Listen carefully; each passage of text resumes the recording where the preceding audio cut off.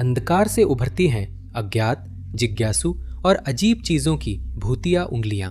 इन अंगों का कोई और उद्देश्य नहीं है सिवाय हमें एक डरावनी खाई में खींचने के, जो हमें उन रहस्यों की डरावनी गूंज के आगे झुकने के लिए मजबूर करती है जिन्हें कभी सुलझाया नहीं जा सकेगा। नंबर 20।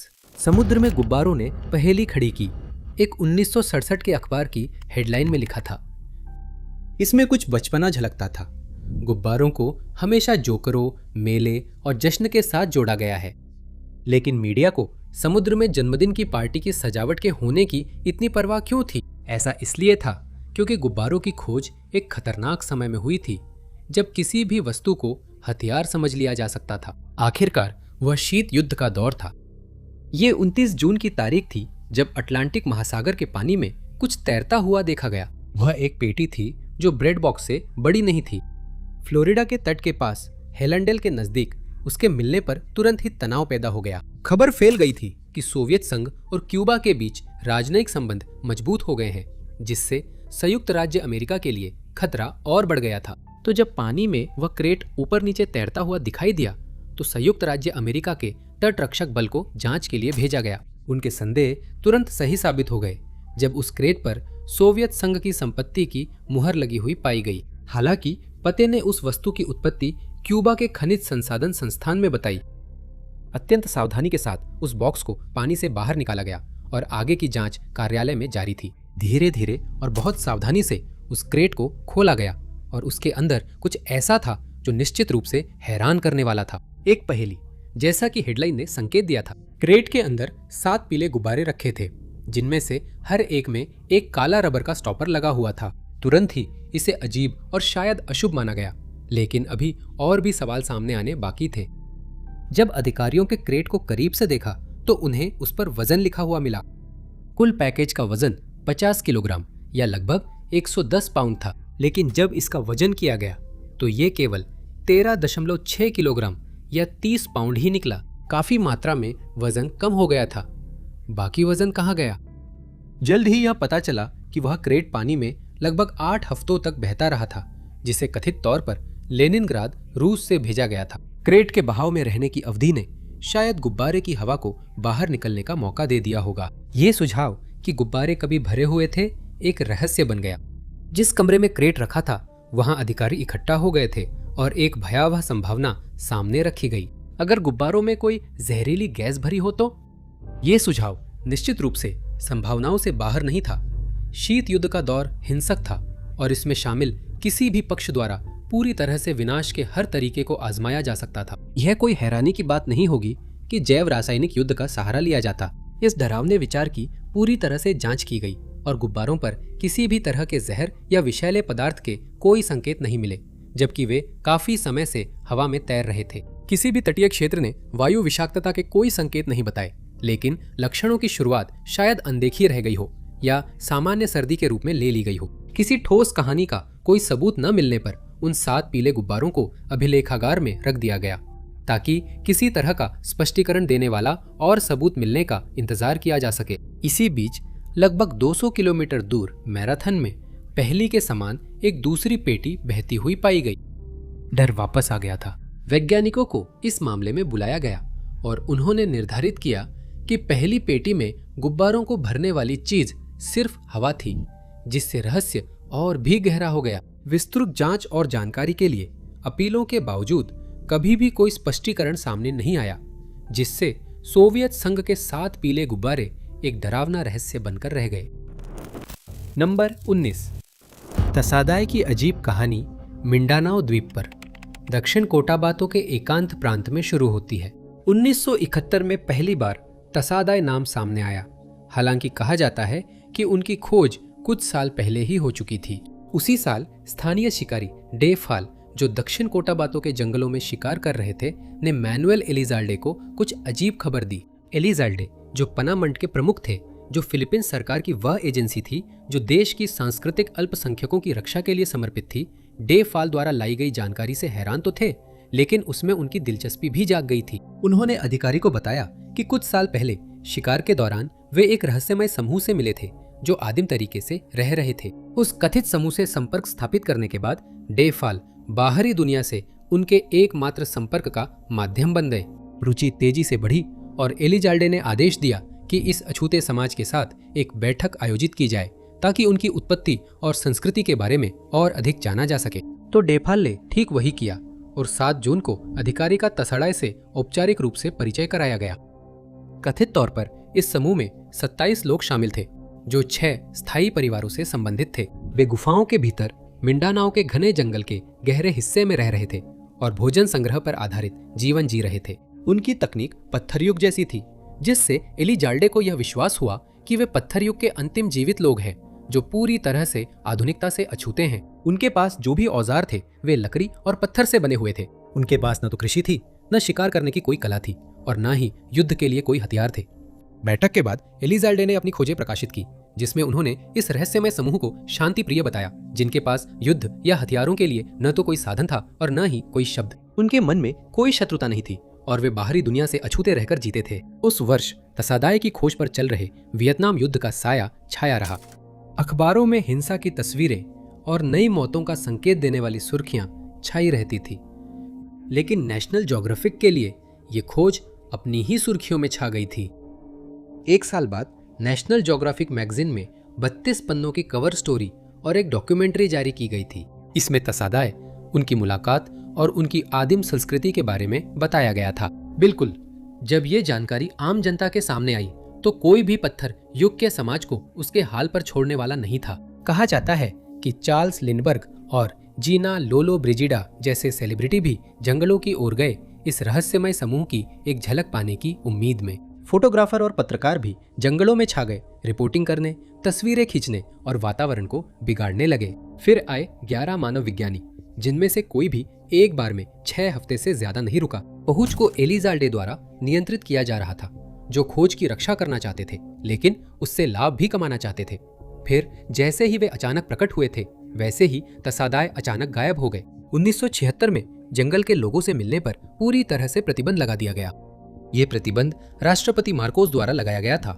अगले 10 वर्षों तक तसादाए के बारे में सभी जानकारी बंद हो गई। अधिकतर लोग उन अजीब कहानियों को भूलने लगे जो उन्होंने सुनी थी और पत्थर युग की सभ्यता की धारणा धीरे धीरे नजरों से ओझल हो गई। 1986 में पीपल पावर क्रांति ने राष्ट्रपति को सत्ता से हटा दिया, जिससे एक बार फिर तसादाए जनजाति तक पहुंचना संभव हो गया। जांच करने पर पता चला कि वह जनजाति वहां से जा चुकी थी और उसके सदस्य स्थानीय समुदायों के बीच रह रहे थे, जिससे मानव विज्ञानियों ने तसादाए को एक धोखा करार दे दिया। लेकिन अमेरिकी भाषाविद लॉरेंस रीड ने बाद में तसादाए के साथ 10 महीने बिताए और पाया कि वे वास्तव में अलग थलग थे। उनकी कृषि पद्धतियां अनोखी थी और उनकी बोली भी अलग थी। उन्होंने यह सिद्धांत दिया कि वे कम से कम 150 वर्षों से अलग थलग थे, न कि 1000 वर्षों से, और उनकी भाषा मनोबो से संबंधित थी। एलिजाल्डे जो भाग गए थे वापस लौटे और यहाँ तक कि तसादाए को उन प्रोफेसरों के खिलाफ मुकदमा जीतने में भी मदद की जिन्होंने उन्हें धोखा बताया था, जिससे इस जनजाति की सच्चाई एक रहस्य ही बनी रही। नंबर 18। 2007 में एक अलग तरह का रहस्य अंतरराष्ट्रीय सुर्खियों में छाया रहा, जिसमें चैनल द्वीप सबसे आगे थे। ये 23 अप्रैल की बात है, जब रे बॉयर यूनाइटेड किंगडम के चैनल द्वीपों के एक पायलट ट्रीलैंडर विमान में सवार हुए। वो साउथहैम्पटन से एक नियमित उड़ान पर जा रहे थे और एल्डरनी की ओर बढ़ रहे थे, जो द्वीप का सबसे उत्तरी क्षेत्र है। उस दोपहर जब फ्लाइट 4 ने उड़ान भरी तो सब कुछ सामान्य लग रहा था। कुछ मिनट बाद ही, हालांकि, जब रे और उनके 5 यात्रियों ने कुछ अजीब देखा तो निश्चिंतता का एहसास धीरे धीरे खत्म होने लगा। जब उन्होंने उसे देखा तब विमान द्वीप से सिर्फ 30 मील दूर और 4000 फीट की ऊंचाई पर था। एल्डरनी के पश्चिम में सिर्फ 40 मील दूर एक अजीब आकार की वस्तु हवा में मंडरा रही थी। वह लंबी, पतली और नुकीली थी और उसका चमकीला पीला रंग समुद्र के नीले रंग के बीच साफ दिखाई दे रहा था। ये अजीब वाहन आसमान में 2000 फीट की ऊंचाई पर स्थिर था। शुरुआत में रे ने सोचा था कि वह उसके विमान के बहुत करीब है, 10 मील से ज्यादा नहीं। लेकिन जब उसने यह तय कर लिया कि वह वास्तव में कितनी दूर है, तो उस वस्तु का असली आकार सामने आया और वह विशाल थी। रे और उसके यात्रियों का मानना था कि वह 737 विमान से कहीं बड़ी थी। उनका दावा था कि वह 1 मील चौड़ी रही होगी। लेकिन रे और उसके यात्रियों ने सिर्फ इतना ही नहीं देखा था। जैसे ही वे उस अजीब यान के पास से उड़ते रहे, कुछ और उनकी नजर में आया। जैसे ही वे ओल्डरनी के पास पहुंचे, पहले वाले के समान एक दूसरी वस्तु भी पास में दिखाई दी। इस बार वह ग्वेर्नसी के ऊपर मंडरा रहा था, लेकिन केवल 9 मिनट तक ही दिखाई दिया। जो कुछ वह देख रहे थे उससे चिंतित होकर रे ने Jersey airport air traffic control से संपर्क किया। हैरानी की बात है, रे अकेले नहीं थे जिन्होंने 1 या 2 रहस्यमय यानों की सूचना देने के लिए कॉल किया था। पैट्रिक पैटरसन, एक और पायलट जो विपरीत दिशा में जा रहे थे, ने भी वही चीज देखी थी। पायलट ब्लू आइलैंड से आ रहे थे और उसी समय जर्सी की ओर जा रहे थे। जैसे ही वो सर के पास पहुंचे, उन्होंने अपने बाईं ओर मंडरा रही उस अजीब वस्तु को पार किया। उन्होंने उस यान को पतला, पीला और कॉम्पैक्ट डिस्क जैसा बताया।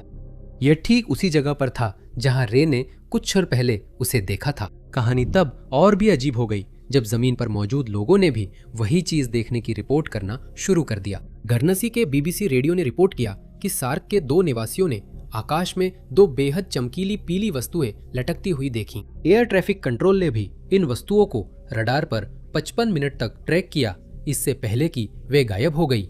1 साल बाद जांच के बावजूद 2008 की वैज्ञानिक रिपोर्ट में क्षेत्र में कोई सैन्य गतिविधि या प्रयोग नहीं पाया गया और उन्होंने दावा किया कि channel islands air traffic control अब उन वस्तुओं से अनजान था। विशेषज्ञ उन वस्तुओं की पहचान नहीं कर सके और उन्होंने कुछ हद तक संभावित स्पष्टीकरण जैसे सनडॉग्स या प्रतिबिंबों का अनुमान लगाया, लेकिन अंततः इंग्लिश चैनल के यूएफओ अब भी अनसुलझा है। नंबर 17। पॉल हार्ले एक परिवार प्रिय व्यक्ति थे। उनकी एक पत्नी, 3 बच्चे और पोते पोतियां थीं। साल 2014 में वह एक नेटवर्क रेल वेल्डर के रूप में काम कर रहे थे और अपने परिवार का पालन पोषण कर रहे थे। पिछले कुछ वर्षों में उस समय 53 वर्षीय व्यक्ति कई बार गायब हो चुके थे। कहा जाता है कि वह मानसिक स्वास्थ्य समस्याओं से जूझ रहे थे, जिसकी वजह से वह अचानक कहीं भी चले जाते थे, लेकिन उन्हें हमेशा जल्दी ही ढूंढ लिया जाता था और उनका परिवार, जो उनसे बहुत प्यार करता था और उनकी देखभाल करता था, उन्हें सहारा देता था। लेकिन एक रविवार को हार्ले परिवार की जिंदगी हमेशा के लिए बदल गई। ये 28 सितंबर 2014 की बात है, जब पॉल अपने डम्बार्टन के व्हाइटफोर्ड एवेन्यू स्थित घर से बाहर चले गए थे। लेकिन इस बार कुछ अलग था।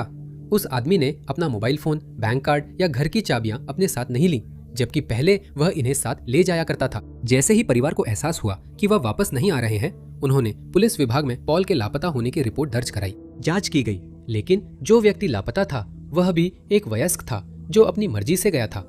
ऐसे किसी को ढूंढने के लिए वे ज्यादा कुछ नहीं कर सकते थे, जो खुद ही नहीं मिलना चाहता था। जैसे जैसे महीने बीतते गए, पॉल को कभी ढूंढ पाने की उम्मीदें कम होती गई। फिर भी वे यह जानने के लिए बेताब थे कि आखिर हुआ क्या था। ये मानते हुए कि उनके पिता कभी उन्हें छोड़कर नहीं जाएंगे, बच्चों ने रहस्य सुलझाने के लिए हर संभव कोशिश की।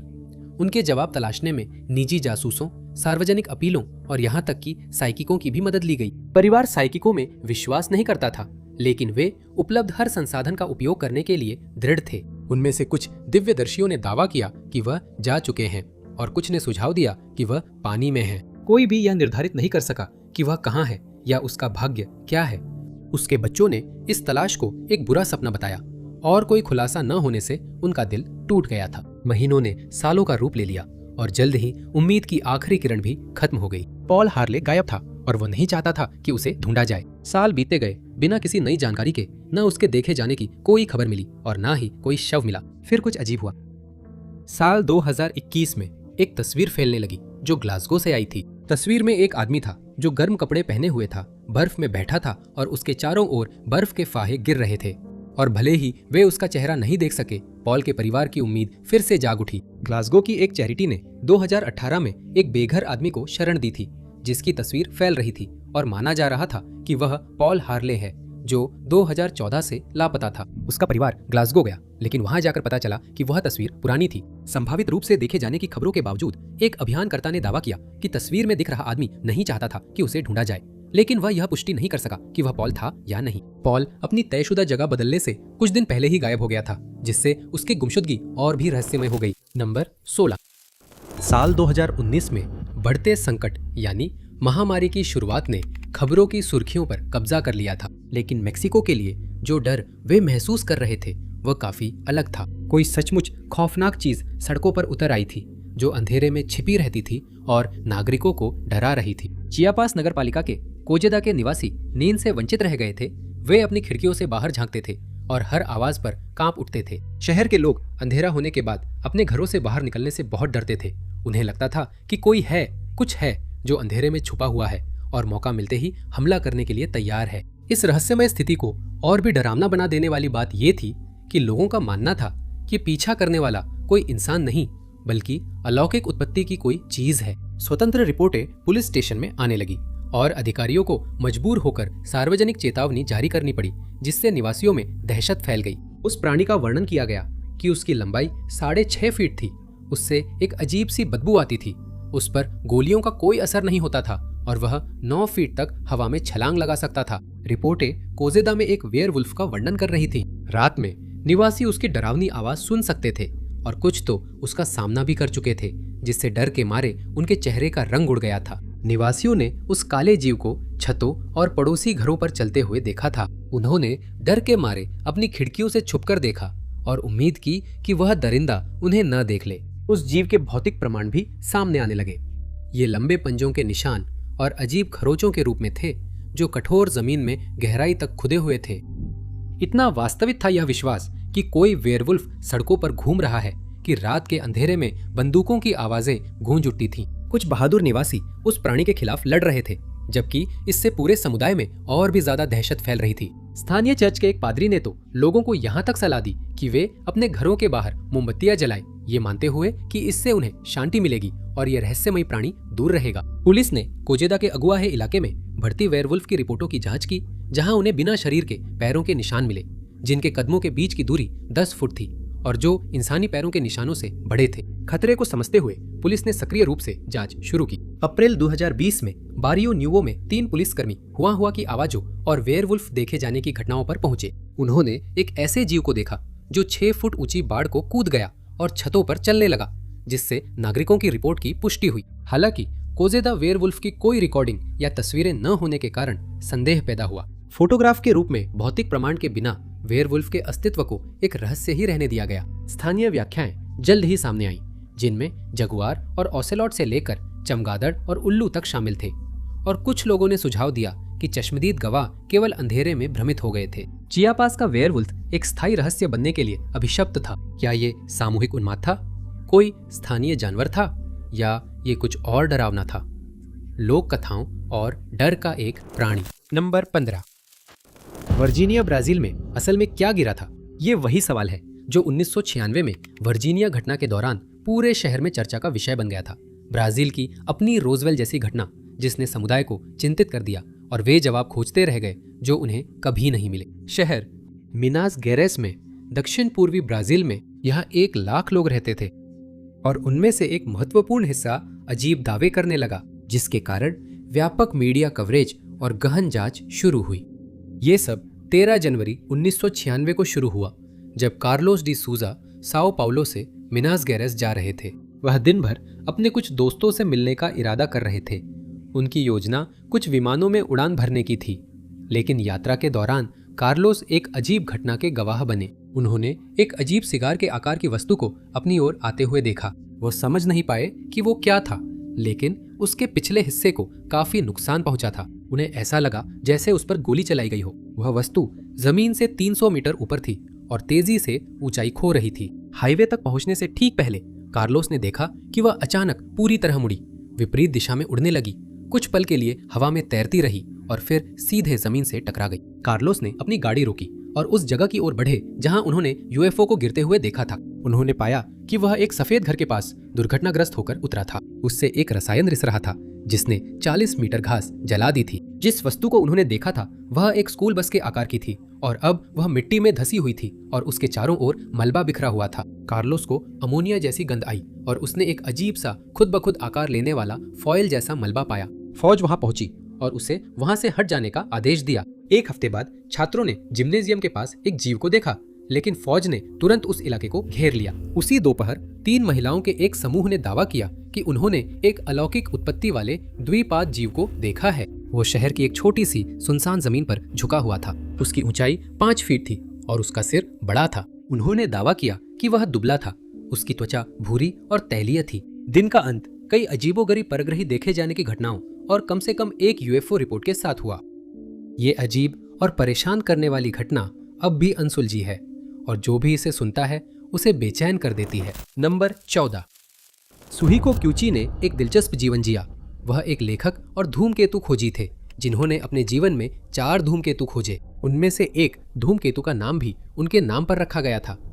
इन आकाशीय वस्तुओं को ढूंढना आसान नहीं है क्योंकि ये तारों की तुलना में कम रोशनी छोड़ती हैं। क्यूची को इसलिए एक महान धूमकेतु खोजी माना जाता था। लेकिन एक और भी असाधारण बात थी जिसने इस व्यक्ति को बदनामी की ओर धकेल दिया। एक रहस्य इतना अजीब था कि वैज्ञानिक आज भी उसकी कहानी से हैरान हैं। उसकी कहानी 1977 में शुरू हुई जब वह 22 साल का था और जापान वायु आत्मरक्षा बल में काम कर रहा था। एक फ्लाइट डिस्पैचर के रूप में उसने हयाकुर्यू एयरबेस ओमितामा इबाराकी के लिए विशेष रूप से विमानन संचालन नियंत्रण की निगरानी की। एक शाम काम के दौरान कुची को अपने पेट से उठती हुई तेज दर्द की लहर ने घेर लिया। उसके सहकर्मियों को तुरंत पता चल गया और उसे जल्दी से अस्पताल ले जाया गया। अस्पताल में कुची को गृहिणी में रुकावट का निदान हुआ। यह स्थिति जानलेवा हो सकती है, एक ऐसा खतरा जिससे ये युवक बच नहीं सकता था। कई मिनटों तक उसे जीवित करने की कोशिश करने के बाद उसे मृत घोषित कर दिया गया। बस यही था। डॉक्टरों ने अपने स्क्रब्स उतार दिए और शव के लिए तैयारियां की जाने लगी। 30 मिनट बाद अस्पताल का स्टाफ फिर से अपनी सामान्य दिनचर्या में लौट चुका था। तभी कुछ वास्तव में अजीब हुआ। कुची जाग गया। वह ऐसे जीवित हो गया जैसे वह गहरी नींद में था, लेकिन वह नहीं था। उसकी मृत्यु के समय कई डॉक्टर मौजूद थे और उसे जीवित करने के उनके सभी प्रयास व्यर्थ रहे। हालांकि बहुत से लोग उम्मीद करेंगे कि कुची जो इतने लंबे समय से चला गया था, उसके मस्तिष्क को कुछ हद तक नुकसान या अन्य स्वास्थ्य संबंधी समस्याएं हो सकती थी। वह पूरी तरह से ठीक था। बस उसकी लगभग शाश्वत नींद के दौरान उसके साथ एक अजीब घटना घटी थी। घोर अंधेरे में पहुंचने पर कुची ने दूर एक रोशनी देखी। वह रोशनी असल में एक सुरंग थी जिसकी ओर कुची खुद को अनजाने में खिंचता हुआ महसूस कर रहा था। अंदर जाते ही वह एक नए दृश्य में पहुंच गया जहां चारों ओर फूल और हरे भरे घास के मैदान थे। सबसे हैरान करने वाली बात यह थी कि कुची ने दावा किया कि उसे अपने पूरे शरीर का एहसास हो रहा था। वह नंगे पांव चल रहा था और अपने पैरों के नीचे मिट्टी और घास को महसूस कर सकता था। जल्द ही उसने एक नदी देखी जिसमें एक नाव हिल रही थी। वह नाव पर चढ़ गया और अपने हाथों से नाव खेने लगा, जो एक कठिन काम था। और जब वह दूसरी तरफ पहुंचा तो खुद को थका हुआ महसूस कर रहा था। जब वो किनारे पहुंचा तो कुची को एहसास हुआ कि वो अकेला नहीं है। पहले से ही 5 अजनबी उसकी ओर बढ़ रहे थे, जिनमें से एक ने उससे पूछा कि वह वहां क्यों है। वह आदमी इतना हैरान था कि बोल नहीं पाया और खुद भी जवाब नहीं जानता था। समूह की महिला उसे एक पहाड़ की ओर ले गई और वहीं उसे पता चला कि ये अजनबी कौन है। वे उसके दिवंगत चचेरे भाई और दादा दादी थे। इस खुलासे के बाद कुची को पहाड़ पर एक चेहरा मिला जिसने उसे कुछ ऐसा बताया जिसे वो याद नहीं कर सका। कुछ ही पलों बाद कुची ने खुद को अस्पताल में जागते हुए पाया। उसका कहना था कि वह महसूस कर सकता था कि उसकी सांस और दिल की धड़कन रुक गई थी, लेकिन वह अभी तक अपने भौतिक शरीर में वापस नहीं आया था। उसका परिवार, जो उसके चारों ओर आंसुओं से भीगे गालों के साथ खड़ा था, उसकी कही एक भी बात नहीं सुन पा रहा था। कुची अपनी माँ के पीछे पीछे कमरे से बाहर भी गया और उसने अपनी माँ को अपनी बहनों से बात करते हुए सुना जब वह उन्हें उसकी मृत्यु की सूचना दे रही थी। जब कुची फिर से जीवित हो गया और परिवार हैरान रह गया तो वो अपनी माँ की अपनी दोनों बहनों से हुई बातचीत को याद कर सका जो उसने सुनी थी। इस घोषणा से वे सभी स्तब्ध रह गए। कुची ने होश में आने के बाद उन अन्य घटनाओं को याद करना शुरू किया जो उसने अनुभव की थी। एक अनुभव के दौरान वो हजारों साल पीछे महाप्रलय के समय में चला गया था। उसने पता लगाया कि पानी एक धूमकेतु से आ रहा था जो पृथ्वी के बहुत करीब से गुजरा था। गुरुत्वाकर्षण बल ने धूमकेतु से बर्फ को पृथ्वी के वायुमंडल में खींच लिया था, जिससे जबरदस्त बारिश हुई और समुद्र का स्तर एक ही पल में 2000 मीटर तक बढ़ गया। कथित तौर पर कुची ने ब्रह्मांड की रचना का अनुभव किया था। उसने दावा किया कि वह समय में वापस जाकर बिल्कुल शुरुआत तक गया था। यह एक ऐसा अनुभव था जिसने उसे बिग बैंग में अपनी आस्था पर फिर से विचार करने के लिए मजबूर कर दिया और इसके बजाय एक महान सार्वभौमिक चेतना के अस्तित्व का संकेत दिया, जहां ब्रह्मांड एक विशाल चेतना है। उस युवक ने भविष्य के कुछ पहलुओं की भी भविष्यवाणी की थी, यह दावा करते हुए कि 80 के दशक में मानवता प्राचीन दुनिया की एक उन्नत सभ्यता के प्रमाण खोज लेगी और 2024 और 2027 के बीच दक्षिण अमेरिका में विशाल कंकाल पाए जाएंगे। ये सभी घटनाएं 30 से 40 मिनट के भीतर हुई, जिससे कुची और दुनिया के सामने कई अनसुलझे सवाल रह गए। डॉक्टर और वैज्ञानिक उसके फिर से जीवित हो उठने और लौटने के बाद बताई गई अजीब कहानियों से हैरान रह गए। नंबर 13। चमत्कारों की अफवाहें अक्सर लोगों को यह सोचने पर मजबूर कर देती है कि क्या वे सच में कोई पवित्र घटना है, कोई धोखा है या सामूहिक उन्माद का परिणाम है। मदर मैरी के दर्शन और उनके कथित दिव्य संदेश की बात करें जो कभी कभी खबरों में आते हैं, तो हम भी यही सोचने पर मजबूर हो जाते हैं। ऐसा ही एक चमत्कारी मामला 12 जनवरी 1973 को शुरू हुआ था। सिस्टर एग्नेस कात्सुको सासागावा, जो एक जापानी नन थी और बहरी थी, सबसे पहले उन्होंने ही इस रहस्यमयी और अजीब दर्शन का अनुभव किया था। उस दिन उन्होंने देखा कि टेबोरनेकल से एक चमकदार किरण निकल रही थी, जो एक अलंकृत ताला लगा पवित्र संदूक था, जो लोगों के बीच भगवान की उपस्थिति का प्रतीक था। यह रहस्यमय था और निश्चित रूप से सिस्टर एग्नेस को हैरान कर गया था। आखिरकार यह विचार उनके मन से धीरे धीरे मिट गया, लेकिन 2 दिन बाद वह रहस्यमयी रोशनी फिर से दिखाई दी, जो उन अजीब घटनाओं की एक श्रृंखला की शुरुआत का संकेत थी, जिन्हें वह आगे चलकर अनुभव करने वाली थी। 28 जून को उस नन के शरीर पर अचानक कथित स्टिग्माटा उभर आए, जो ऐसी चोटें होती हैं जो किसी व्यक्ति की त्वचा पर अचानक उभर आती है और अक्सर इन्हें सूली पर चढ़ाए जाने से जोड़ा जाता है। वह घाव उनके बाएं हाथ पर उभरा था और उसने एक क्रॉस का आकार ले लिया था। सिस्टर एग्नेस का हाथ लाल दागदार हो गया था और दर्द से धड़क रहा था। इस बात को स्वीकार करने के बाद पास में रखी मैरी की लकड़ी की मूर्ति चमक उठी। कई दिन बिना किसी और घटना के गुजर गए, जब तक जुलाई की शुरुआत में वो सत्ता आखिरकार उससे शब्दों में बात करने का फैसला नहीं करती। चैपल में प्रार्थना करते समय कात्सुया पेड़ की एक ही लकड़ी के टुकड़े से बनी धन्य वर्जिन मैरी की मूर्ति एक संदेश का माध्यम बन गई। उससे एक आवाज निकली जिसे सिस्टर एग्नेस चमत्कारिक रूप से सुन सकती थी। उस आवाज ने कहा कि उसकी बहरापन जल्द ही ठीक हो जाएगा। उसे यह भी निर्देश दिया गया कि वह इंसानों के पापों के प्रायश्चित के लिए प्रार्थना करे और जो कुछ भी उसने देखा है वह अपनी वरिष्ठा को बताए। उसी दिन चर्च की अन्य बहनों ने देखा कि मूर्ति के हाथ से लाल तरल टपक रहा है। 4 बार ऐसा हुआ कि वह प्रवाह दोबारा शुरू हो गया, जिससे चर्च में डर की लहर के साथ साथ जिज्ञासा भी फैल गई। कहा जाता है कि मूर्ति के हाथ पर जो घाव बना था वह महीनों तक वही रहा, इससे पहले कि वह रहस्यमय तरीके से 29 सितंबर को गायब हो गया। फिर बहनों ने देखा कि वर्जिन मैरी की गर्दन और माथे पर पसीना आना शुरू हो गया था। उसके कुछ दिन बाद सिस्टर एग्नेस को दूसरा संदेश मिला। इस बार आवाज ने समझाया कि प्रभु में बढ़ता हुआ क्रोध ये संकेत देता है कि पूरी मानवता पर एक बड़ा दंड आने वाला है। फिर से उस नन को निर्देश दिया गया कि वह अपनी वरिष्ठा को वह सब बताए जो उसे बताया गया था। 13 अक्टूबर को सिस्टर एग्नेस को उस प्रकट रूप से तीसरा और अंतिम संदेश मिला, जिसे अवर लेडी अकीता कहा गया। आवाज ने यह कहकर शुरू किया कि यह संदेश उसकी वरिष्ठा को भेजा जाएगा। उसने कथित तौर पर समझाया कि लोग न तो पश्चाताप करते हैं और न ही खुद को सुधारते हैं और इसी कारण पिता मानवता पर बड़ा दंड देने वाले हैं। नन ने दावा किया कि आवाज ने उससे कहा कि एक दानव कई आत्माओं को अपने कब्जे में लेगा और पापों की बढ़ोतरी के लिए कोई माफी नहीं होगी। ये बातें जब बाकी बहनों और उनकी प्रमुख तक पहुंचाई गई तो उनमें डर पैदा हो गया। ये धमकी भरा था और इसे और भी ज्यादा डरावना बना दिया उस कथित जीवन द्रव ने, जो अगले 6 सालों तक मूर्ति की आंखों से बहता रहा, फिर अचानक रुक गया। इस घटना की जांच शुरू की गई और जापानी कैथोलिक चर्च ने इसे असली माना। उन्होंने इसे एक पवित्र घटना माना, लेकिन वैज्ञानिक समुदाय के लोग इसे समझ नहीं पाए। असल में यहाँ हुआ क्या था? क्या ये सब एक धोखा था, जैसा कि उनमें से कई निकले हैं, या यहाँ कुछ और भी खतरनाक और डरावना चल रहा था? नंबर 12। अजीब और रहस्यमय घटनाएं सिर्फ चर्चों, आसमान या मोहल्लों की परछाइयों तक सीमित नहीं हैं। ये डरावनी घटनाएं कहीं भी हो सकती हैं और कोई भी इन्हें होते हुए देख सकता है। हालांकि एक रहस्यमय घटना के होने की सबसे कम उम्मीद जिस जगह से की जाती है वो एक स्पेस सेंटर होगी। वहां के किसी कर्मचारी द्वारा इसका देखा जाना भी बेहद असंभव था। फिर भी 1986 में ठीक यही हुआ था। ये ह्यूस्टन टेक्सास में एक तेज हवा वाली रात थी और अंधेरा नासा के जॉनसन स्पेस सेंटर पर छा रहा था। शाम का काम खत्म कर रहे थे नासा के अभिलेखपाल फ्रैंक शॉ, जिन्होंने अभी अभी अपनी शिफ्ट समाप्त की थी और पार्किंग में अपनी कार की ओर जा रहे थे। दफ्तर में आज का दिन काफी शांतिपूर्ण और बिना किसी घटना के बीता था। हालांकि शॉ के लिए उनका दिन अब और भी दिलचस्प होने वाला था, लेकिन जिस तरह से उन्होंने सोचा था वैसा नहीं, क्योंकि जैसे ही वे अपनी गाड़ी के पास पहुंचे, अभिलेखपाल ने अपनी आंखों के कोने से कुछ हिलता हुआ देखा और रुक गए। उसका सिर ऊपर की ओर उठ गया। उसकी नजरें विशाल जॉनसन स्पेस सेंटर की इमारत के शीर्ष पर जा टिकी।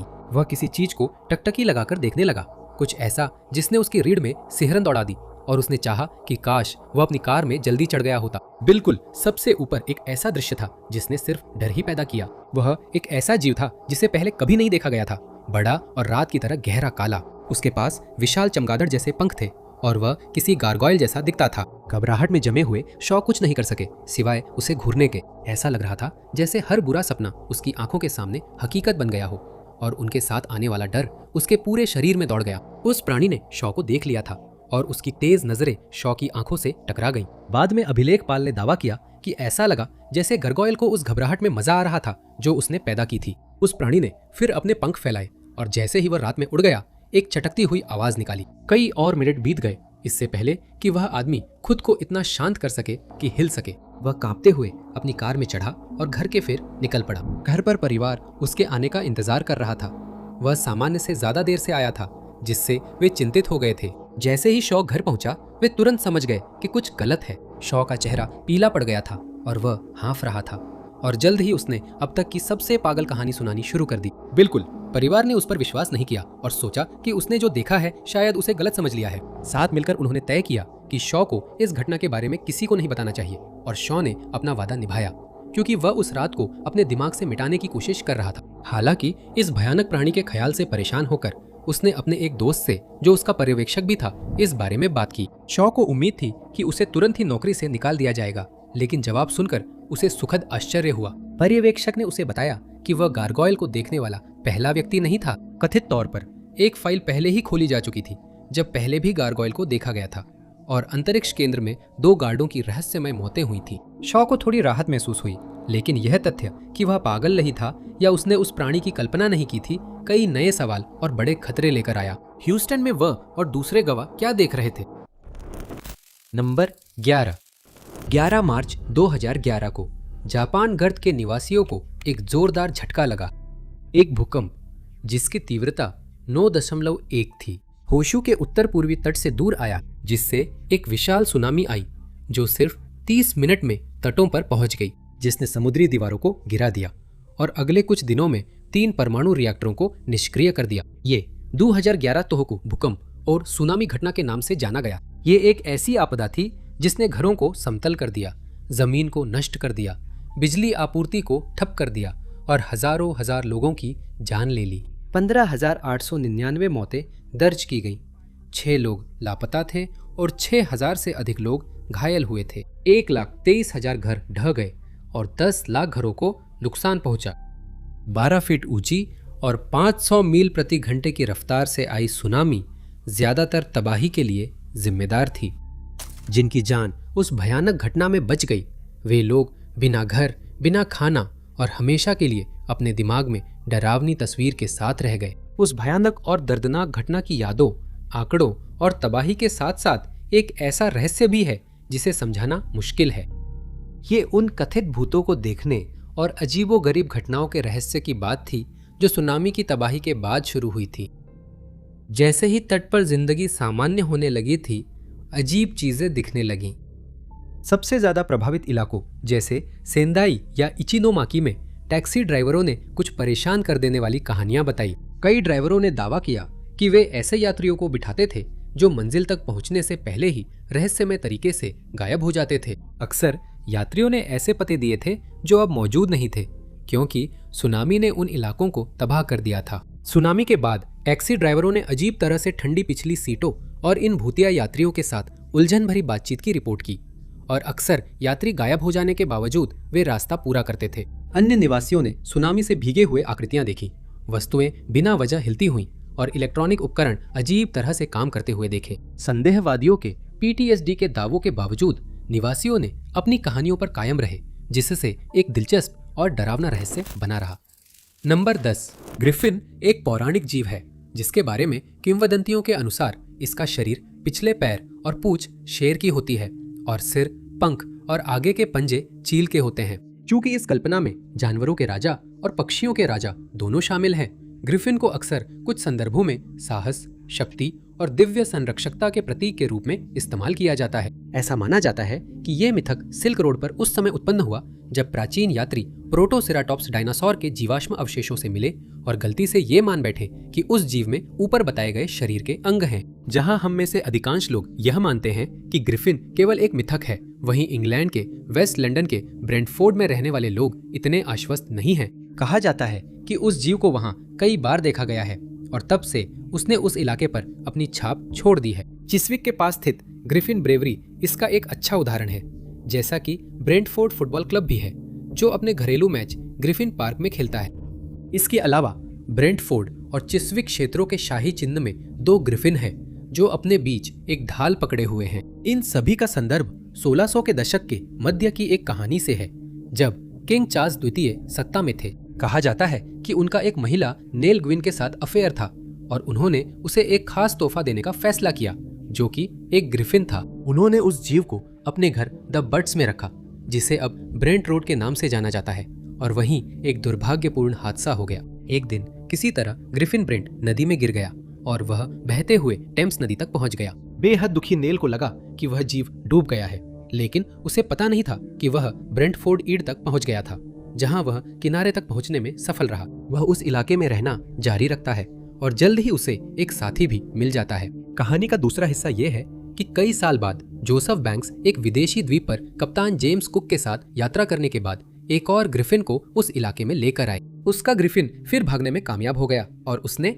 नेल के ग्रिफिन को ढूंढ लिया। उस जोड़े ने कई संतानों को जन्म दिया, इससे पहले कि वे अचानक गायब हो गए, और लोगों ने समय समय पर इन जीवों को देखने का दावा किया। केविन चिपेंडेल नाम के एक आदमी ने 1984 में बताया कि वह ब्रेमर रोड पर चल रहा था, जब उसने ग्रीन ड्रैगन अपार्टमेंट कॉम्प्लेक्स की छत के ऊपर आसमान में एक अजीब जीव को देखा। उसने बताया कि उसके पास कुत्ते जैसी थूथन, 4 पैर और एक जोड़ी पंख थे, जो उसे आसमान में आसानी से उड़ने में मदद कर रहे थे।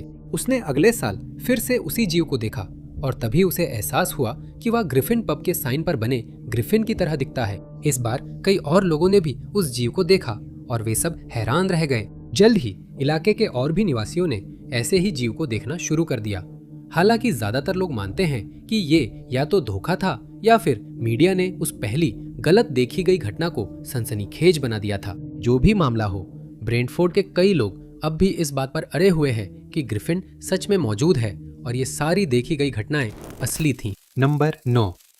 1999 में प्रोफेसर अलेक्जेंडर चुवारो ने, जो रूस के बश्किर राज्य विश्वविद्यालय से हैं, 1999 में अपने कुछ दोस्तों के साथ दक्षिण यूराल के चांडर गांव की खोजबीन करते हुए एक अद्भुत खोज की। चुवारो ने ऐतिहासिक रिपोर्टें पढ़ी थी जिनमें कहा गया था कि उस इलाके में कभी बड़ी पत्थर की स्लैब्स मौजूद थीं और उनकी टीम ने इसका सबूत ढूंढना शुरू किया। आखिरकार उन्होंने उस इलाके के एक घर के बरामदे के नीचे खोजबीन की और उन्हें बताया गया कि बहुत समय पहले ऐसे एक पत्थर का इस्तेमाल बरामदे की नींव के तौर पर किया गया था।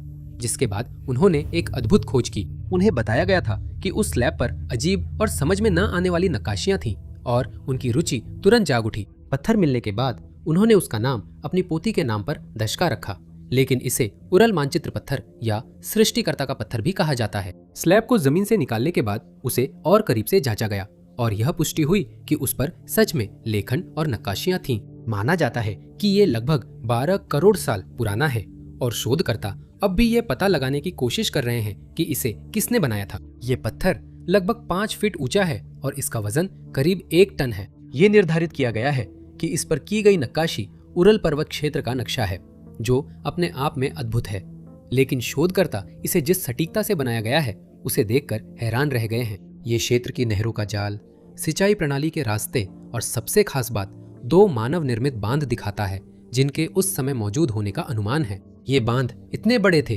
कि वैज्ञानिक ये समझने के लिए जूझ रहे हैं कि ये प्राचीन सभ्यता आदिम औजारों और तकनीकों से इन्हें कैसे बना सकी। ये सुझाव देता है कि पत्थर के निर्माताओं के पास किसी प्रकार का श्रेष्ठ ज्ञान था और इसी कारण इस बात को लेकर कई सिद्धांत सामने आए हैं कि नक्शा किसने बनाया और वे ऐसा कैसे कर पाए। आगे के विश्लेषण से पता चला है कि इस पत्थर में 3 अलग अलग परतें हैं, एक पोर्सिलेन की, दूसरी डायोप्साइड ग्लास की और तीसरी डोलोमाइट की। ये ध्यान देने योग्य है कि ये तीनों पदार्थ कभी भी प्रकृति में एक साथ जुड़े हुए नहीं मिलते, जिससे पहले से ही रहस्यमय खोज और भी अधिक रहस्यमय हो जाती है। पोर्सिलेन की परत में वही नक्शा है जिसके बारे में बात की जा रही है, लेकिन इतिहासकारों को जो बात हैरान कर रही है वो ये है कि इस पोर्सिलेन को बनाने के लिए बेहद ऊंचे तापमान की आवश्यकता होती और उस समय यह असंभव होना चाहिए था, क्योंकि हम इन तापमानों को केवल आधुनिक समय में नियंत्रित और बेहद खतरनाक परिस्थितियों में ही उत्पन्न कर सकते हैं। यह कई विशेषज्ञों के सिद्धांतों का खंडन करता है जो मानते हैं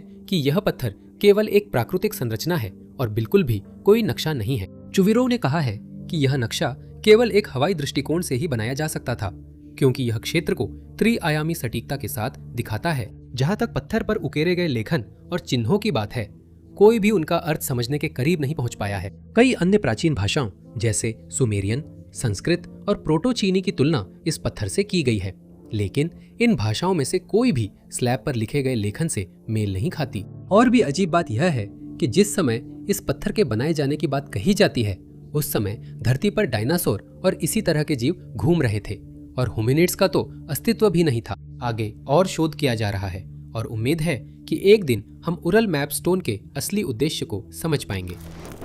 नंबर 8, माउंट वॉशिंगटन, जो अमेरिका के न्यू हैम्पशायर में स्थित है, एप्लाशियन ट्रेल के सबसे प्रतिष्ठित स्थलों में से एक है। 8 फीट ऊंचा खड़ा यह देश के उत्तर पूर्व का सबसे ऊंचा शिखर है। इस ट्रेल पर एप्लाचियन माउंटेन क्लब की कई झोपड़ियां भी हैं, और जबकि इन हट्स का निर्माण अच्छे इरादों के साथ किया गया था, वे उन हाइकर्स के बीच कुछ हद तक विवादास्पद हो गए हैं जिन्होंने इस ट्रेल को पार करने की हिम्मत की। ये अच्छी तरह से जाना जाता है कि ट्रेल पर मौसम की स्थिति बहुत अचानक बदल सकती है और कई हाइकर्स खुद को बिना किसी आश्रय के मौसम के सामने असुरक्षित पाते हैं। कहा जाता है कि इन झोपड़ियों ने ऐसी परिस्थितियों में कई लोगों की जान बचाई है, लेकिन हर किसी को ये पसंद नहीं आती। कुछ हाइकर्स का मानना है कि झोपड़ियों का इस्तेमाल करने के लिए उनसे बहुत ज्यादा शुल्क लिया जा रहा है और उन्हें ये बात पसंद नहीं है कि कुछ ऐसे हाइकर्स को अक्सर भुगतान नहीं करना पड़ता जो पूरा ट्रेल तय करते हैं, क्योंकि वे भोजन, आश्रय और पानी के बदले अपनी सेवाएं प्रदान करते हैं। ये हट्स इन क्षेत्रों में 5 साल से भी अधिक समय से हैं, यहाँ तक कि ये एप्लाशियन ट्रेल से भी पहले के हैं, जिसे 1937 में पूरा किया गया था। शुरुआत में इन हट्स को इस क्षेत्र से गुजरने वाले लोगों द्वारा कच्चे आश्रय के रूप में बनाया गया था, लेकिन समय के साथ उनका जीर्णोद्धार करके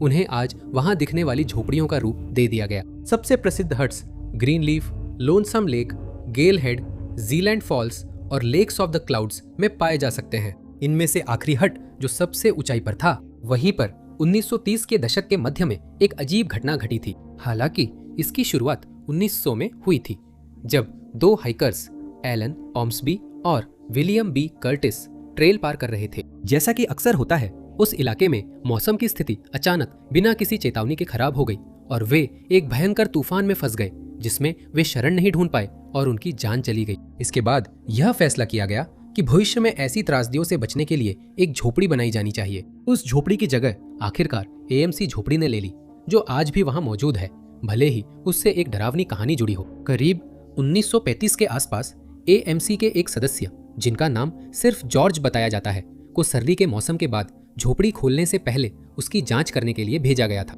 उन्हें झोपड़ी में किसी भी नुकसान की जांच करने और अपनी रिपोर्ट 2 तरफा रेडियो के जरिए अपने सुपरवाइजरों को देने के लिए कहा गया था। जब वह पहुंचे तो उन्होंने कोई स्पष्ट नुकसान नहीं पाया, क्योंकि खिड़कियां अभी भी तख्तों से ढकी हुई थीं और ठंडे मौसम का इमारत पर कोई असर नहीं दिख रहा था। उस दिन दोपहर के करीब बाकी टीम ने जॉर्ज को रेडियो पर बुलाया ताकि जान सके कि उसने क्या पाया, लेकिन उन्हें कोई जवाब नहीं मिला, जो कि असामान्य नहीं था। उन्होंने सोचा कि जॉर्ज शायद घूमने निकल गया होगा, लेकिन जब रात 8 बजे तक भी वे उससे संपर्क नहीं कर पाए तो वे चिंतित होने लगे। यह तय किया गया कि सुबह एक टीम को झोपड़ी में जॉर्ज की खबर लेने के लिए भेजा जाएगा। जब वे पहुंचे तो उन्होंने झोपड़ी में उसका बैग और सामान पाया और रसोई की मेज पर उन्हें उसका रेडियो मिला। उसमें अभी भी काफी बैटरी थी और वे समझ नहीं पा रहे थे कि उसने पिछले दिन जवाब क्यों नहीं दिया। उन्होंने झोपड़ी की तलाशी ली, लेकिन जॉर्ज का कोई सुराग नहीं मिला, तो वे बाहर खोजने लगे, लेकिन कोई फायदा नहीं हुआ। आखिरकार किसी ने रसोई से आवाज सुनी और जांच करने पर पाया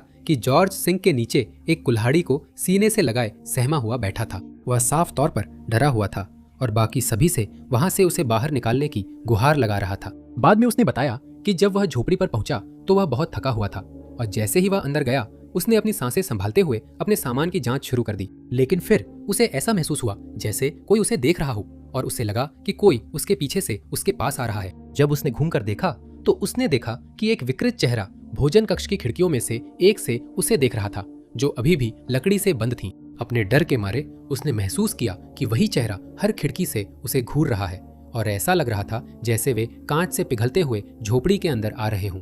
वह भागकर रसोई के सिंक के नीचे छिप गया, जहां बाद में उसे पाया गया और इसका कोई भी कारण कभी नहीं मिला। नंबर 7, यहाँ तक कि एक छोटी सी कार दुर्घटना में शामिल होना भी एक दर्दनाक अनुभव हो सकता है, भले ही कोई चोट ना आई हो। अधिकतर मामलों में ऐसी दुर्घटनाएं बस दुर्घटनाएं ही होती हैं, लेकिन ऐसा लगता है कि नेब्रास्का में कोई जानबूझकर दुर्घटनाएं करवा रहा है और अभी तक उसकी पहचान नहीं हो पाई है। ये दुर्घटनाएं बेनिंगटन में हाईवे 36 पर हुई है और इसमें शामिल सभी लोगों ने पुलिस को एक ही बात बताई है। उन्होंने बताया कि एक अजीब आदमी जिसे उन्होंने पहले कभी नहीं देखा था, अचानक कहीं से प्रकट हो गया और थोड़ी ही देर बाद फिर से गायब हो गया। काइल सोरेनसेन नाम के एक व्यक्ति ने बताया कि एक रात वह अपनी पत्नी के साथ हाईवे पर गाड़ी चला रहे थे जब उन्होंने अचानक सड़क के बीच में एक बच्चे की साइकिल देखी। वह समय रहते रास्ता नहीं बदल पाए और साइकिल से टकरा गए, लेकिन राहत की बात यह थी कि उस पर कोई बच्चा नहीं बैठा था। उन्होंने अपनी कार रोकी और वाहन को हुए नुकसान की जांच करने और यह पता लगाने के लिए कि साइकिल वहां क्यों थी बाहर निकलने ही वाले थे कि तभी उन्होंने अपने रियर व्यू मिरर में कुछ अजीब देखा। पॉनी रोड पर थोड़ी ही दूरी पर एक कार खड़ी थी और जैसे ही काइल ने उसे देखा, ड्राइवर ने इंजन स्टार्ट किया और उसकी ओर बढ़ने लगा। वह काइल की कार के पीछे रुका, बाहर निकला और काइल के वाहन की ओर चलने लगा। जब उससे पूछा गया कि वह वहां क्या कर रहा था तो उसने कहा कि वह सच में यह देखना चाहता था कि काइल और उसके यात्री सुरक्षित हैं या नहीं, लेकिन वह यह समझाने में असफल रहा कि वह अपनी कार का इंजन बंद करके ठीक उसी जगह क्यों इंतजार कर रहा था। काइल को उस बातचीत को लेकर असहज महसूस हुआ और उसने वहां से जाने का फैसला किया, लेकिन जैसे ही वह जाने लगा उसकी पत्नी ने पीछे मुड़कर देखा और उसी आदमी को सड़क पर तेल डालते हुए देखा। उन्होंने वापस न जाने का फैसला किया और वहां से जाते समय पुलिस को दुर्घटना और उस आदमी की अजीब हरकतों के बारे में सूचना दी।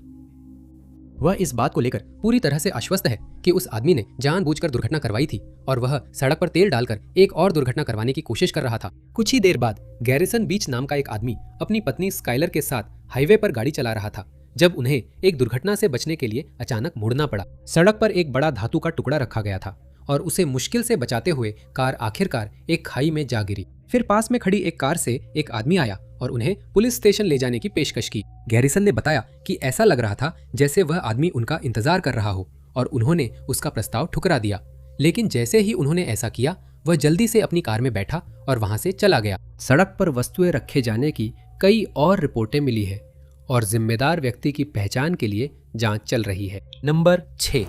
1815 में 20 साल की एलिजाबेथ फेनिंग लंदन, इंग्लैंड में ऑर्लाबर टर्नर के लिए काम कर रही थी।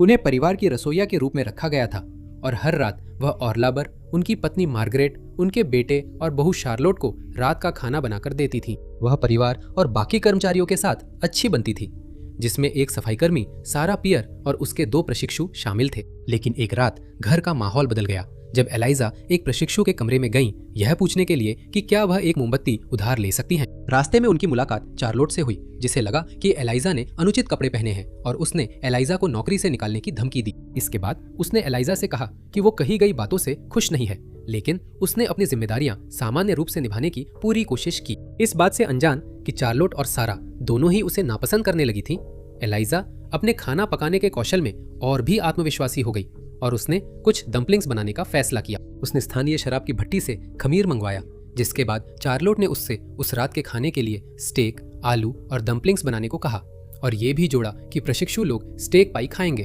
उसने पहले पाई तैयार की, फिर डम्पलिंग्स पर काम शुरू किया और उसके बाद पाई को बेक करवाने के लिए बेकरी ले गई। परिवार आमतौर पर दोपहर 3 बजे खाना खाने बैठता था, इसलिए उसने डम्पलिंग्स को आग के पास फूलने के लिए रख दिया। लेकिन जब वह वापस घर लौटी तो यह देखकर निराश हो गई कि डम्पलिंग्स फूले नहीं थे। उसने समस्या को ठीक करने के लिए अपनी पूरी कोशिश की, लेकिन नतीजा ये हुआ कि 6 छोटे डम्पलिंग्स जल गए थे। परिवार ने इस पर ज्यादा ध्यान नहीं दिया और फिर भी डम्पलिंग्स खा लिए और एलाइजा ने भी खा लिया। कुछ ही मिनटों बाद पूरा परिवार और एलाइजा, साथ ही एक प्रशिक्षु भी बहुत बीमार हो गए और डॉक्टर को बुलाया गया। उसने सारा से यह भी कहा कि वह अपने पिता विलियम फेनिंग को बुलाए, जो होलबॉर्न की रेड लॉयन स्ट्रीट में आलू व्यापारी के रूप में काम कर रहे थे। विलियम को बाद में ही याद आया कि उसने उन्हें घर आने के लिए कहा था, क्योंकि उसने यह नहीं बताया था कि यह कोई जरूरी मामला है। जब वह रात करीब 10:30 बजे घर पहुंचे तो उन्हें बताया गया कि एलाइजा बाहर है और बाद में ही यह पता चला कि शार्लोट ने सारा से वह झूठ बोलने के लिए कहा था। जॉन मार्शल, उन डॉक्टरों में से एक जो मौके पर पहुंचे थे, ने उस कटोरे की जांच की जिसका इस्तेमाल एलाइजा ने डम्पलिंग्स बनाने के लिए किया था और निष्कर्ष निकाला कि उसमें आर्सेनिक मौजूद था। एलाइजा तुरंत शक के घेरे में आ गई और उन्हें गिरफ्तार कर लिया गया। उनके माता पिता ने एक डिफेंस अटॉर्नी और एक सॉलिसिटर के लिए 5 पाउंड जुटा लिए। दूसरी ओर टर्नर परिवार के पास कई कानूनी विशेषज्ञों तक पहुंच थी और उन्हें अच्छा खासा भुगतान करने के लिए पैसे भी थे। मुकदमे में ये तर्क दिया गया कि एलाइजा अभी भी शार्लेट द्वारा डांटे जाने से नाराज थी और बदले की भावना में उन्होंने ने ही परिवार को जहर दिया था। यह भी आरोप लगाया गया कि उन्होंने वह आर्सेनिक प्रशिक्षु के दफ्तर से चुराया था। ये उल्लेख किया गया था कि आर्सेनिक 2 हफ्ते पहले गायब हो गया था, लेकिन एलाइजा ने कहा कि ऐसा नहीं था और उन्होंने एक प्रशिक्षु से उनका समर्थन करने के लिए कहा, लेकिन अदालत ने उसकी बात सुनने से इनकार कर दिया। उस डॉक्टर ने जो घटनास्थल पर मौजूद थे कहा कि वो गवाही देंगे कि एलाइजा को भी जहर दिया गया था, लेकिन फिर भी अदालत ने उनकी गवाही सुनने से इनकार कर दिया, जबकि वो एक सम्मानित सर्जन थे। सभी को हैरानी हुई जब एलाइजा को फांसी की सजा सुनाई गई। इलाके के कई लोगों ने फैसले को बदलने के लिए याचिका दायर की, लेकिन उनकी गुहार किसी ने नहीं सुनी। बाद में आगे की जांच में यह सामने आया कि सबूत मुकदमे में पेश ही नहीं किए गए थे और एलाइजा को फांसी दिलाने के लिए मिलीभगत हुई थी। उसकी बेगुनाही तब साबित हुई जब यह पाया गया कि डंपलिंग बनाने में इस्तेमाल किए गए न तो खमीर में और न ही दूध में कोई आर्सेनिक था। और 1928 में टर्नर के बेटे रॉबर्ट ने कबूल किया कि वही दोषी था, लेकिन बाद में उसके भतीजे ने भी वही कबूलनामा किया, इसलिए असली दोषी अब भी अज्ञात है।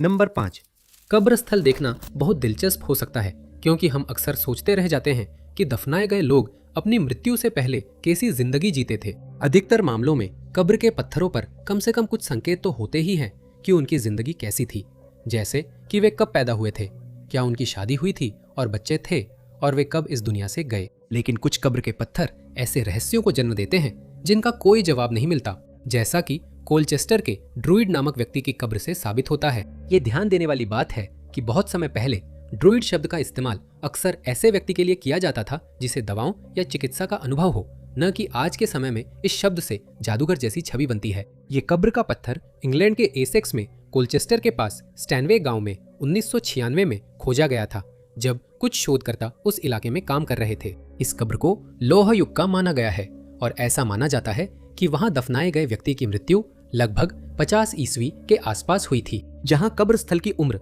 और पत्थर पर लिखी गई बातें पहले से ही बहुत रोचक थी, वहीं शोधकर्ता सचमुच उन चीजों को देखकर उत्साहित हुए जो अंदर मिली। उन्होंने एक चोगा खोजा जो अलग अलग ब्रोच से सजा हुआ था, एक बोर्ड गेम जिसमें कांच के काउंटर थे, एक चाय छानने वाला और कुछ धातु की छड़ें मिली। लेकिन सबसे उल्लेखनीय खोज एक चिकित्सा उपकरणों का सेट था, जिसे अब तक खोजा गया सबसे पुराना माना जाता है। उनमें एक स्कैल्पेल, फोर्सेप्स, हुक और एक सर्जिकल आरी शामिल थे, जिससे यह सिद्धांत और मजबूत होता है कि उस व्यक्ति का किसी न किसी तरह का चिकित्सा संबंधी अनुभव था। जहां तक धातु की छड़ों का सवाल है, ऐसा माना जाता है कि उनका उपयोग डिवाइनिंग के लिए किया जाता था, जिसे डाउजिंग भी कहा जाता है। और यह भी माना जाता है कि खुदाई में मिली जेड का एक मनका को उस समय जादुई गुणों वाला समझा जाता था जब वह ड्रूइड जीवित था। ये सुझाव देता है कि वो व्यक्ति शायद एक ड्रूइड, भविष्यवक्ता या चिकित्सक रहा होगा, और अगर वो वास्तव में एक ड्रूइड था तो ये अब तक खोजी गई एकमात्र ब्रिटिश ड्रूइड की कब्र होगी। उस समय जब वो व्यक्ति जीवित रहा होगा, कई ड्रूइड्स एंगेल्सी में रहते थे, लेकिन उनका अंत दुर्भाग्यपूर्ण हुआ। रानी बॉडिका द्वारा आदेशित विद्रोह के पूरा होने के बाद सम्राट क्लॉडियस ने फैसला किया कि सभी ड्रूइड्स को खत्म कर दिया जाना चाहिए और उनके घर, जमीन और संपत्ति नष्ट कर दी गई, जिससे उनके अस्तित्व का बहुत कम सबूत बचा। इसलिए अगर कभी यह साबित हो जाता है कि यह कब्रस्थल एक ड्रूइड का है तो यह एक अद्भुत खोज होगी। दुर्भाग्यवश विशेषज्ञों के पास फिलहाल इसे साबित करने का कोई तरीका नहीं है और उस व्यक्ति की पहचान अब भी अज्ञात है। शोधकर्ता इस कब्र और इसके साथ मिली वस्तुओं का 1 दशक से भी अधिक समय से अध्ययन कर रहे हैं, और जहां कई लोग इस बात को लेकर और भी अधिक आश्वस्त होते जा रहे हैं कि वह व्यक्ति एक ड्रूइड था, वहीं कुछ अन्य लोगों का मानना है कि संभवतः उसने अपनी जान गंवा दी थी। ब्रिटेन पर रोमन आक्रमण के दौरान, जो ईस्वी 43 में हुआ था, इसमें कोई संदेह नहीं है कि आगे और शोध किया जाएगा और ड्रूइड की पहचान करने के लिए हर संभव प्रयास किया जाएगा। लेकिन फिलहाल हम केवल अनुमान ही लगा सकते हैं कि वह कौन था और सदियों पहले उसका पेशा क्या था। नंबर 4, किसी प्राचीन पत्थर पर बहुत पुराने समय की लिखावट पाना वाकई बेहद रोमांचक होना चाहिए, लेकिन इस तरह की खोजें तब बहुत निराशाजनक भी हो सकती हैं जब शोधकर्ता यह महसूस करते हैं कि वे उस लिपि का अनुवाद करने में असमर्थ हैं, कि पत्थर पर लिखा गया संदेश शायद कभी पता नहीं चल पाएगा। ऐसा ही मामला ओल्मेक लिपि के साथ है, जो मेक्सिको में 4 टन वजनी एक खड़े पत्थर पर खोजी गई थी। ये खोज कई अन्य खोजों की तरह पूरी तरह से संयोग से हुई थी, और 1986 में जिन मछुआरों को यह मिला, वे कभी नहीं सोच सकते थे कि उनकी यह खोज आने वाले दशकों तक वैज्ञानिकों को हैरान करती रहेगी। यह पत्थर वेराक्रूज के पास ला मोजारा नामक एक छोटे मछली पकड़ने वाले गांव में मिला था। और जैसे ही विशेषज्ञों ने इसका अध्ययन करना शुरू किया, उन्हें एहसास हुआ कि उनके सामने एक कठिन काम है। पत्थर पर मिली ओल्मेक लिपि इतनी पुरानी है कि इसका केवल एक छोटा सा हिस्सा ही पढ़ा जा सकता है और बाकी अब भी एक रहस्य बना हुआ है। ऐसा माना जाता है कि यह चित्रलिपि लगभग 2000 साल पुरानी है, क्योंकि उस समय उस क्षेत्र में इसी प्रकार की लेखन शैली का उपयोग होता था जो ओल्मेक सभ्यता की लिपि से विकसित हुई थी। 2 पुरातत्वविद State University of New York at Albany के जॉन जस्टिसन और यूनिवर्सिटी ऑफ पिट्सबर्ग के टेरेंस कॉफमैन ने इस पत्थर का गहराई से अध्ययन किया है। वे इस लिपि का उपयोग कुछ हद तक रोसेटा स्टोन की तरह करने में सक्षम रहे, जिसने खोजे जाने के बाद इतिहासकारों को मिस्र की चित्रलिपि को समझने में मदद की थी। और ऐसा करते हुए वे पत्थर पर लिखी लिपि और माया सभ्यता द्वारा इस्तेमाल की गई लिपि के बीच समानताएं खोजने में सक्षम रहे, जिसमें कैलेंडर प्रविष्टियां और संख्यात्मक प्रणालियां शामिल थीं। लेकिन इस पत्थर पर 21 स्तंभों में बहुत सारा लेख उकेरा गया है, जिससे ये अपनी तरह का अब तक मिला सबसे लंबा लेख बन जाता है। जो हिस्से पढ़े जा सके वे एक ऐसे राजा की कहानी बताते हैं जिसने लंबे युद्ध और अनुष्ठानों के बाद सत्ता हासिल की थी। उन्होंने पाया कि इस लिपि में कुछ बहुत दिलचस्प विशेषताएं हैं, जैसे कि कुछ स्तंभों की शुरुआत और अंत में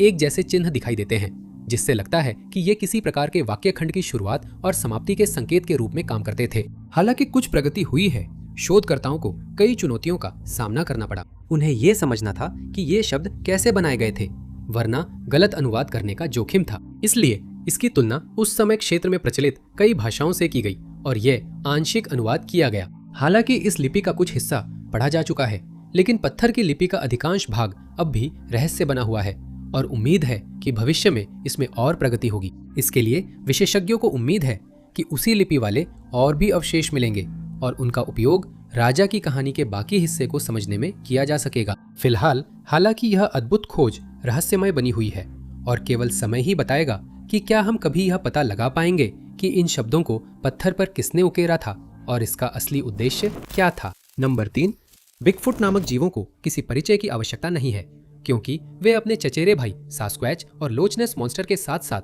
अब तक के सबसे ज्यादा चर्चित रहस्यमय जीवों में से एक है। कई लोग मानते हैं कि बिगफुट असली है और दावा करते हैं कि उन्होंने इन जीवों के साथ नजदीकी सामना किया है, लेकिन बहुत से लोग अब भी संदेह करते हैं क्योंकि इनके अस्तित्व का कोई ठोस सबूत कभी नहीं मिला है। हर साल अमेरिका के पैसिफिक नॉर्थवेस्ट में बिगफुट को देखने की सबसे ज्यादा घटनाएं दर्ज की जाती है और जहां ऐसी घटनाएं सबसे ज्यादा दर्ज की गई है वह वॉशिंगटन राज्य है। रिपोर्ट्स के मुताबिक इन्हें कैलिफोर्निया, ऑरिगन, ब्रिटिश कोलंबिया और अन्य जंगली इलाकों में भी देखा गया है, लेकिन आज तक कोई भी इन दावों का पक्का वीडियो या अन्य सबूत पेश नहीं कर पाया है। जहां बिगफुट अमेरिका और ज्यादातर अन्य देशों में अच्छी तरह से जाना जाता है, न्यूजीलैंड में सालों से देखे जाने वाले एक और इसी तरह के जीव के बारे में बहुत कम लोग जानते हैं, लेकिन ये उतना ही रहस्यमय है जितना कि इसका अमेरिकी समकक्ष। इस जीव को मोहेव मैन के नाम से जाना जाता है और ये बहुत पुराने माओरी किंवदंतियों में मिलता है, जिसमें इसे एक बंदर जैसे जानवर के रूप में बताया गया है जो अपनी पिछली टांगों पर खड़ा होता था।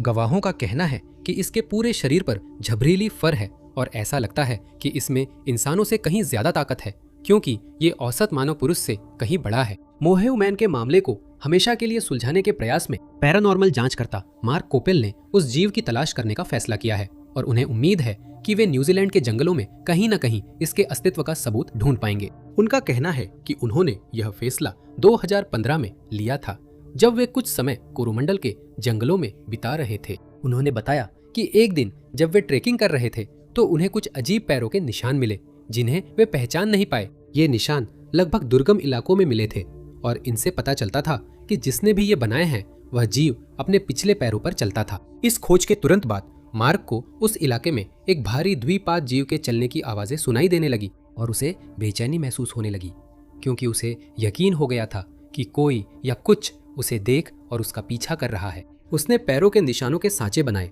और मोहेव मैन की एक झलक पाने की उम्मीद में पॉइंट ऑफ व्यू कैमरे पहनने शुरू कर दिए। तब से उसने उत्तरी द्वीप के कोरोमंडल प्रायद्वीप पर काफी समय बिताया है और अन्य खोजों की भी रिपोर्ट की है। कई बार वह तब चौंक गया जब उसने किसी जीव के चीखने या शायद पुकारने की आवाजें सुनी और वह आवाज उसके जीवन में किसी भी अन्य जानवर से बिल्कुल अलग थी। उसने कई और जोड़े पैरों के निशान भी खोजे और एक बार घनी झाड़ियों के अंदर से कोई चीज उस पर पत्थर फेंकने लगी, लेकिन वह यह नहीं देख पाया कि इसके लिए कौन जिम्मेदार था। इसके बाद उसने लकड़ी पर थपथपाने की आवाजें सुननी शुरू कर दी, जो आमतौर पर बिगफुट से जुड़ी होती हैं। ये आवाज किसी लकड़ी के उपकरण जैसे कि बेसबॉल बैट को पेड़ पर ठकठकाने जैसी होती है और विशेषज्ञों का मानना है कि ये चेतावनी देने या इन जीवों के बीच संवाद का तरीका हो सकता है। गवाहों ने बहुत लंबे समय से मोहिगन आदमी के साथ मुठभेड़ की रिपोर्ट दी है और कई लोगों को माओरी द्वारा जंगल में न जाने की चेतावनी दी गई थी क्योंकि वे वहां मोह से मिल सकते हैं और कभी वापस नहीं आ सकते। आज के समय में भी कई बार इसे देखे जाने की घटनाएं हुई हैं, लेकिन मार्क के अनुसार ये गवाह डर के कारण अपने अनुभव साझा करने के लिए तैयार नहीं हुए हैं। अब वह उस जीव के बारे में एक डॉक्यूमेंट्री फिल्माने की योजना बना रहे हैं, लेकिन इसके लिए फंड जुटाने की कोशिशें बहुत सफल नहीं रही हैं। कुछ शोधकर्ताओं का सुझाव है कि मोहेगन मैन का अस्तित्व ही नहीं है और यह केवल एक काल्पनिक कहानी है जो बिगफुट की कहानी से मिलती जुलती है। अन्य लोग इस बात पर अड़े हुए हैं कि उन्होंने इसे देखा है और ये केवल समय की बात है जब इन प्राणियों में से किसी एक को खोज लिया जाएगा ताकि उनके अस्तित्व की आखिरकार पुष्टि हो सके। Number 2, Frederick Hamilton. Temple Blackwood, पहले Marquess of Dufferin and Ava, अपने नाम के छोटे संस्करण लॉर्ड डफरिन के नाम से ज्यादा याद किए जाते हैं। उनका जन्म जून 1826 में हुआ था और वे एक राजनेता, अनुभवी यात्री और अंततः कनाडा के गवर्नर जनरल और भारत के वाइसराय बने। उन्होंने उत्तर अटलांटिक महासागर की यात्रा की और बाद में अपनी यात्रा के संस्मरण प्रकाशित किए, जिससे वे कुछ हद तक एक सेलिब्रिटी बन गए।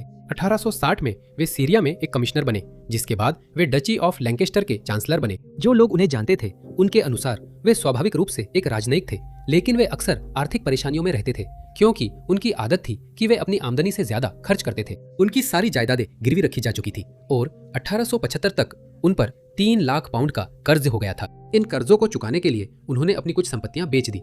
इसके बाद वे 1896 में राजनयिक सेवा से सेवानिवृत्त हो गए और 6 साल बाद भारत के बेंगलुरु स्थित अपने घर में उनका निधन हो गया। लेकिन वे 1849 में हुई एक अजीब घटना के लिए भी जाने जाते हैं। उस समय उन्हें आयरलैंड में एक दोस्त के घर ठहरने के लिए आमंत्रित किया गया था और उन्होंने खुशी खुशी यह निमंत्रण स्वीकार कर लिया। एक रात वह अचानक जाग गए और उन्हें बेचैनी का एहसास हुआ, जिससे वे बेचैन हो गए और दोबारा सो नहीं पाए। उन्होंने खिड़की से बाहर देखने का फैसला किया क्योंकि वह देख सकते थे कि चांदनी से सब कुछ रोशन था और उन्हें उम्मीद थी कि इससे उन्हें शांति का एहसास होगा, लेकिन वह गलत थे। उन्होंने तुरंत छाया में एक आदमी को देखा और समझ गए कि वह अपने एक कंधे पर कुछ भारी चीज उठा रहा था। उस वस्तु के वजन के कारण वह आदमी धीरे धीरे आगे बढ़ रहा था, लेकिन आखिरकार वह घर के सामने पहुंच गया जहां डफरिन उसे और स्पष्ट रूप से देख सकते थे।